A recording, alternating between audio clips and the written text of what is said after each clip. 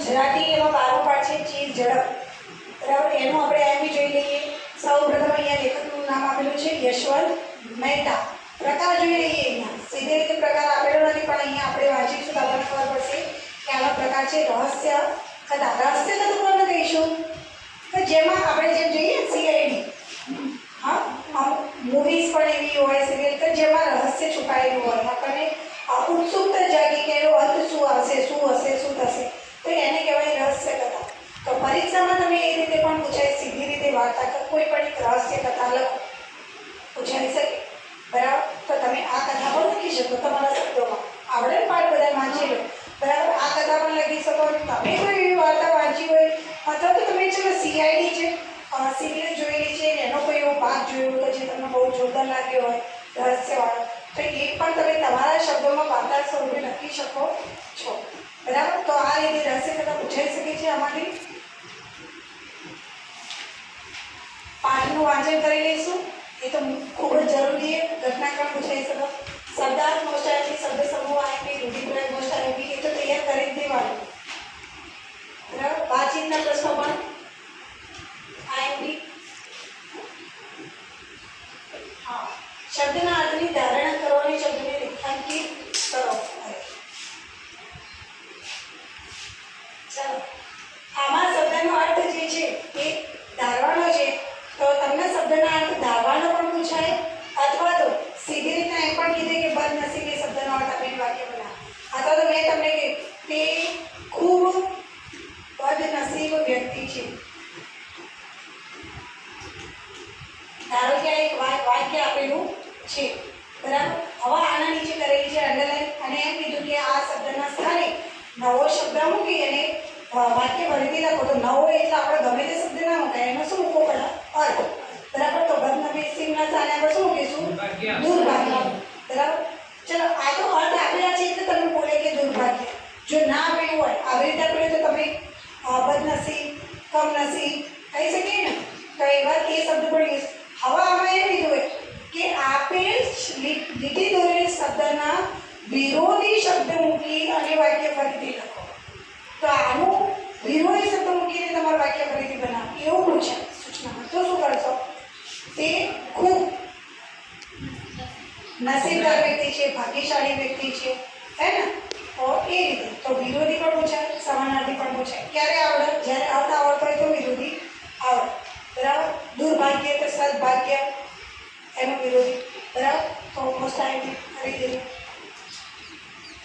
આ એના અર્થ છે, વાક્ય આપેલું છે અને તમારે અર્થ દર્શાવતું સાચું વાક્ય શોધવાનું એ તો પૂછાઈ શકાય.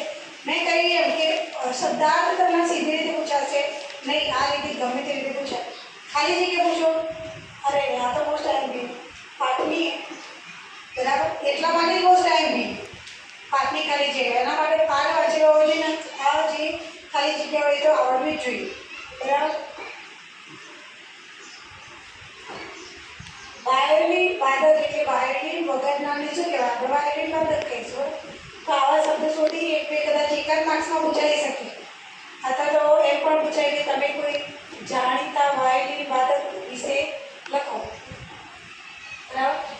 વિકલ્પો મોસ્ટ આઈએમપી 20 માર્ક્સનું આપણે એમસીક્યુ પૂછાવાના, 20 માર્ક્સ, એટલે એમાં બધું આવી શકે. અને એમસીક્યુ એટલે રોકડીયા માર્ક્સ, બરાબર. સીધા વિઝિટિંગ કાર્ડની આધારે સૂચના બરાબર જુઓ, પ્રશ્નો બનાવો. ફક્ત શું બનાવવાના? પ્રશ્નો. આપણે શું કરીશું? તો પ્રશ્નો નંબર જવાબ એને નીચે લખી દઈશું, કારણ કે આપણને આદત પડી જઈએ તો પ્રશ્નોના જવાબ લખવાની, બરાબર. પણ અહીંયા આપણે જવાબ લખવાના નથી, અહીંયા ફક્ત માત્ર શું બનાવવાના છે? પ્રશ્નો.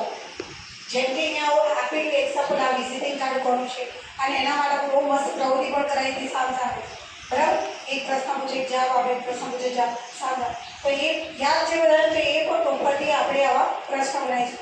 તો પ્રશ્ન કેવો બનાવો? તો જેનો જવાબ હોય, જેનો અંદર જવાબ આપેલો જ નથી તે પ્રશ્ન યોગ્ય ગણાય નહીં. એટલે આપણે જ્યારે પ્રશ્ન બનાવીએ ત્યારે આપણે ધ્યાન રાખીશું કે આનો જવાબ તમને આવડે કે નહીં, આ તો અંદર છે કે નહીં, બરાબર.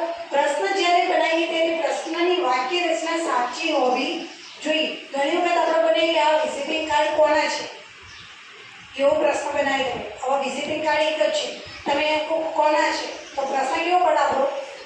ખોટો પડે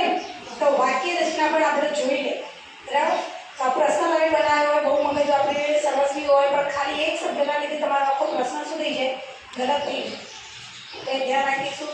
ઘટનાક્રમને સ્ટાર્ટિંગમાં છે બધા પાઠની અંદર ઘટનાક્રમ એટલે આમાં તો આપેલું છે એટલે આ પાઠ બરાબર થોડું ધ્યાનથી વધારે જોજો. ઘટનાક્રમ માટે તો કઈ ઘટના પહેલું થઈ હતી, કયું વાક્ય પહેલું આવશે છે આવશે.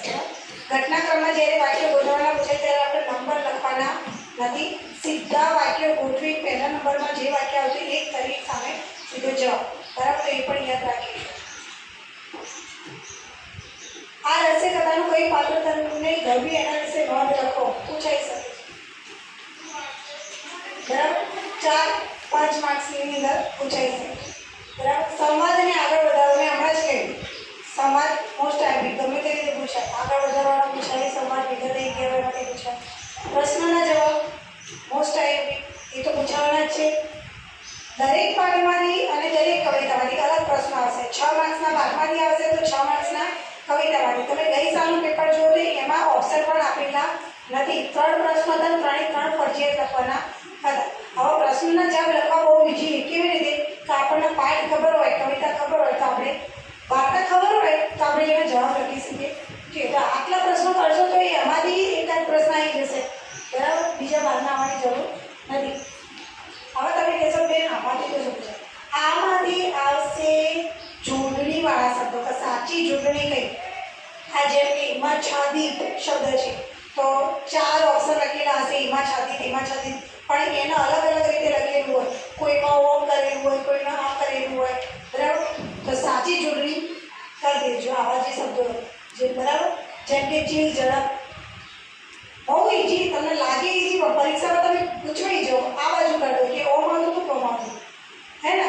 તો આપણે કન્ફ્યુઝ થઈ જઈએ એટલે આપણે જોઈ લઈશું. બરાબર, તો અમુક જે જોડણી છે એ કઈ રીતે. આ એક રૂઢિપ્રયોગ શબ્દ સમૂહ આપેલો. અલંકાર આપણે શીખવાડેલા મોસ્ટ આઈપી અલંકાર છે. બરાબર, આના અંદર આપણે અલંકાર કેટલા શીખવાના? 3 જ છે લગભગ, 3 અલંકાર. બરાબર, અને એના આપણે રિવિઝન પણ કરાવેલું. બરાબર, શબ્દ અલંકાર. બરાબર, શબ્દ અલંકાર એટલે એકનો એક શબ્દ વારંવાર પુનરાવર્તન થતો. હું ફરીથી સમજાવી દઉં. શબ્દ અલંકાર એટલે એકનો એક શબ્દ આખો પુનરાવર્તન, શબ્દ પુનરાવર્તન. બરાબર, વર્ણાનુપ્રાસ તો કોને કહીશું? તો જેમાં વર્ણનું પુનરાવર્તન થાય. વર્ણ એટલે અક્ષર. જેમ કે મ તો બધા મ ઉપરથી શબ્દો, એકનો એક શબ્દ નહીં પણ મ ઉપરની મરચું, બરાબર, મારું, મને, આવા શબ્દો. તો એને કહીશું વર્ણાનુપ્રાસ અને પેલાને કહીશું શબ્દાનુપ્રાસ. બરાબર, અહીંયા જો શબ્દાનુપ્રાસની અંદર શબ્દોનો પ્રાસ આપેલા છે ઓ, મો. તો આ જે પ્રાસવાળી પંક્તિ હોય તો અહીંયા શબ્દોમાં પ્રાસ છે. બરાબર, તો એને આપણે શબ્દાનુપ્રાસ કહીશું. હવે ઉપમા અલંકાર. ઉપમા અલંકારની અંદર જ્યારે કોઈ વસ્તુ વ્યક્તિને કોઈ બીજા વસ્તુ વ્યક્તિ સાથે સરખાવવામાં આવ્યું, ના જેવું કહેવામાં આવેલું હોય તો એને કહીશું ઉપમા અલંકાર. ટ્રેન વીજળી જેવી ઝડપી છે. તો અહીંયા આવા જે શબ્દો છે એને સીધી રીતે, જેમ કે અહીંયા જો દર દર દર દર ધડી ખડી ભાઈ માણસ છે, કયો અલંકાર છે? વર્ણાનુપ્રાસ પણ કહેવાય. દ દ દ દ. બરાબર, શબ્દાનુપ્રાસમાં આપણે પંક્તિવાળું લઈ લઈશું, પંક્તિવાળા. પછી એ જે એમાં ફૂટતું ને ઘાસ, એમાં ધરતીના શ્વાસ. તો આ ઘાસ અને શ્વાસ એટલે કઈ વાળું? શબ્દ.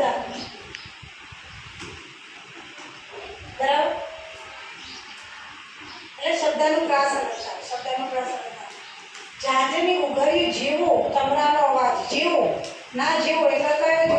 ઉપમા અલંકાર. સાવ વસ્તુ નાહક નાહક નિષ્ફળ નિષ્ફળ ન ન ન ન. વર્ણાનુપ્રાસ. વર્ણનું પ્રાસ થાય છે એટલે વર્ણ વારંવાર પુનરાવર્તન થાય છે. કંઠી નવી છે મણકો ન તૂટે, ઘડી ઘડી કાળજીથી ન ખૂટે, તૂટે ખૂટે એટલે કહી દેવું શબ્દાનુપ્રાસ અલંકાર.